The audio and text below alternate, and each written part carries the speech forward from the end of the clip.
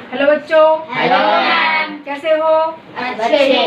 इसे हमारा और वो तो हमने कर लिया था। Yes I hope ma'am. तुम्हें समझ में आ गया होगा। Yes ma'am. बढ़िया से क्लियर हो गए सारे कॉन्सेप्ट। Yes ma'am. बाद में लिख लेना जी, हम आपको लिखने का समय जरूर देंगे, हम नहीं छीनेंगे आपसे आपकी नोटबुक, ठीक है?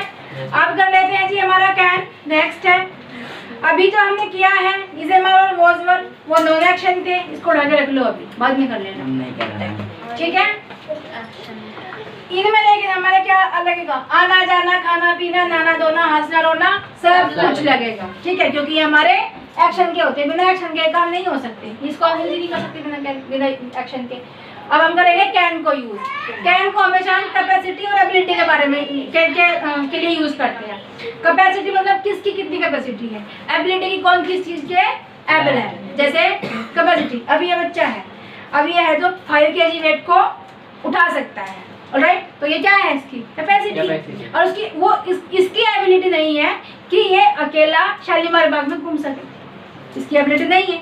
इसकी एबिलिटी नहीं है कि ये खाना पका सके, क्योंकि गैस को उल्टा जला देगा ये।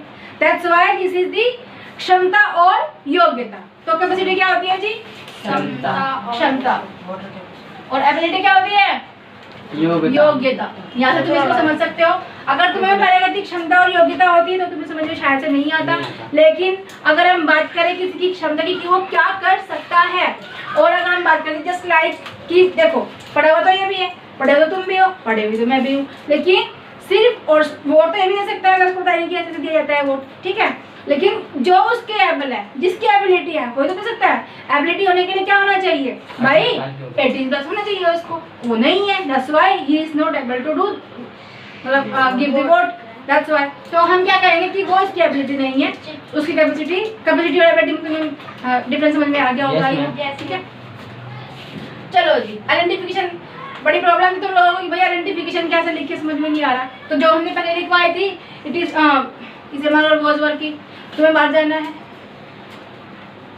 You have to write this, लिखना है तुम्हें ये अब, ऑलराइट? चलो जी, तो हमने क्या लिखवाया था? हमने क्या बोला था कि it is used to state about any person, place, things, location and situation. तो वैसे ही ये है, अगर हमने एक आइडेंटिफिकेशन का यूज कर लिया, याद उसको कर लिया अच्छे से, तो हमें बाकी में प्रॉब्लम नहीं होगी, क्योंकि सारी सिमिलर सी होती है, ठीक है? फिर धीरे धीरे उनका डिफरेंस पता चलने लगेगा जब हम उसकी प्रैक्टिस करेंगे। आइडेंटिफिकेशन की अगर बात करें, it is used to talk about any capacity and ability, क्षमता और योग्यता के बारे में बात करते हैं। कहाँ पे? कैन के अंदर, ठीक है? इन प्रेजेंट कब यूज करते हैं जी? प्रेजेंट में, क्योंकि हम सकता है भी यूज करते हैं और सकता था भी यूज करते हैं, लेकिन सकता था हम कहीं और यूज करते हैं, किसमें यूज करते हैं वो बाद में बताएंगे। अभी के लिए समझ लो कि इसको हम प्रेजेंट में यूज करते हैं। सकता है, सकती है, सकती हूँ, सकता हूँ, वगैरह वगैरह वगैरह वगैरह, वेलकम, ठीक है जी? स्ट्रक्चर्स की अगर हम बात करें तो 4 स्ट्रक्चर्स होते हैं, कई बार बताया तुम्हें मैंने।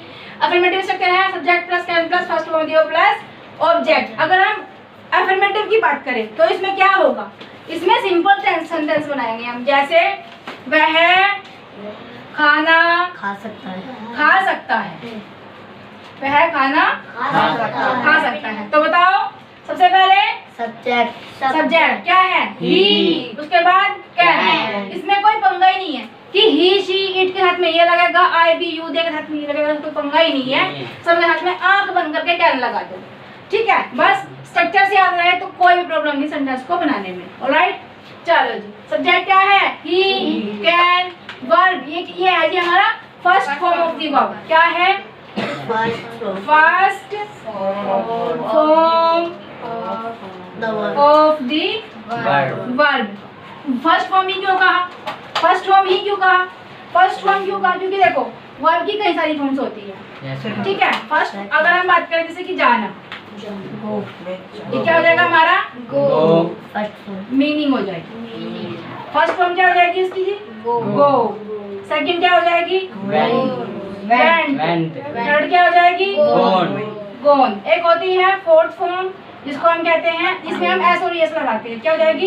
गोज, ठीक है? एक होती है फिफ्थ फॉर्म, जिसको हम आईएनजी फॉर्म भी कहते हैं, वो क्या हो जाएगी? गोइंग। दैट्स व्हाई हम कहते हैं कि हम फर्स्ट फॉर्म यूज करेंगे, बाकी के फॉर्म को यूज नहीं करेंगे। समझ में आया कि फर्स्ट फॉर्म ही क्यों लिखा गया? क्लियर है?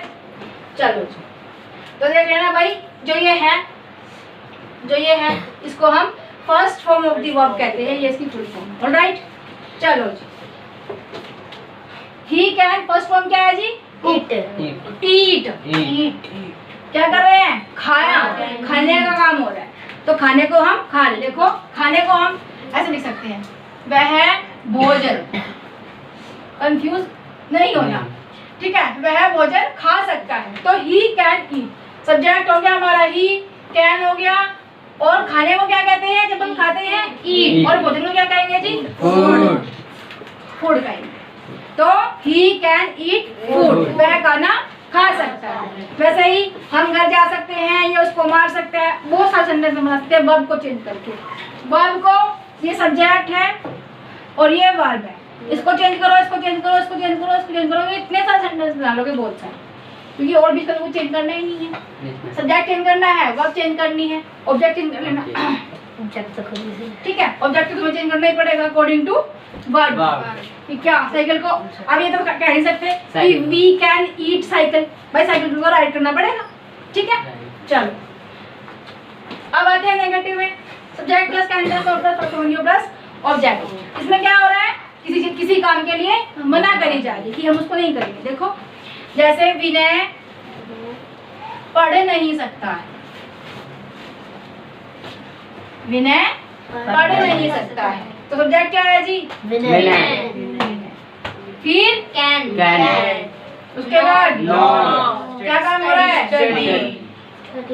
अच्छा। स्टडी। तो विनय कैन नॉट स्टडी, विनय पढ़ नहीं सकता है, ठीक है। और इसमें हम क्या करेंगे? क्या से स्टार्ट करेंगे किसी सेंटेंस को यहाँ पे? तो क्या विनय पढ़ सकता है? तो हाँ या ना में पूछ रहे हैं। अब अगर पढ़ सकता है तो पढ़ सकता है, अगर नहीं पढ़ सकता है तो नहीं पढ़ सकता है। और जो उसको पढ़ना ही नहीं है तो क्या करें? है जी, तो क्या करेंगे? Can. विनय स्टडी, क्या विनय पढ़ सकता है? ठीक है, ठीक है।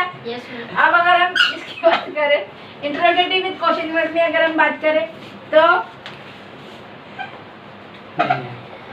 विनय क्यों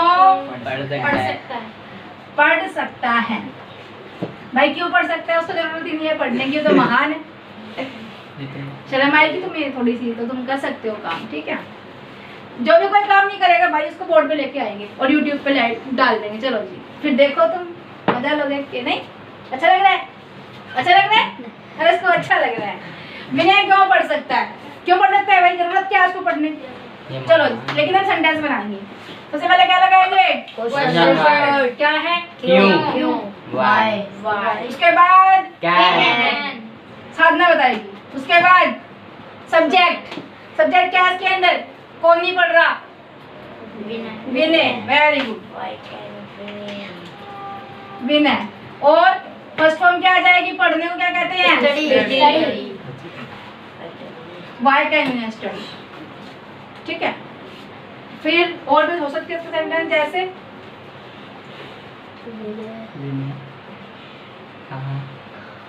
विनय कहाँ पढ़ सकता है भाई? कहाँ पढ़ सकता है? घर में उसके पास टाइम नहीं होता, ठीक है।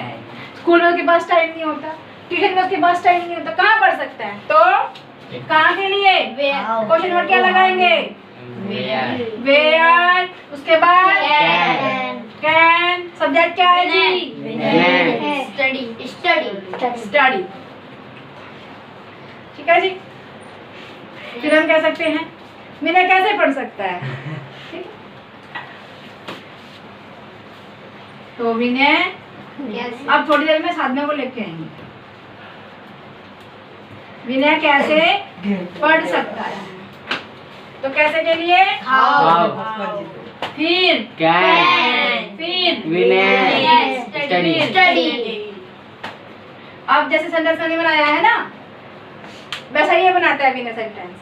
एक ही सेंटेंस को स्टडी स्टडी स्टडी सब में स्टडी डाल देगा, वैसे ही सब्जेक्ट को चेंज नहीं करेगा, विनय विनय विनय विनय डाल देगा सब में। अच्छा लगेगा? वैसे ही चलो जी, समझ आई होप समझ में आ गया होगा तुम्हें। Yes ma'am. सबको समझ में आया? क्लियर है? Yes, कोई ma'am. डाउट? No ma'am. चलो जी, लेकिन विनय को हमने लिया तो अच्छा लगा बहुत, है ना? यस नहीं मैम। पढ़ा करो। आगे मिलते हैं आज ही नेक्स्ट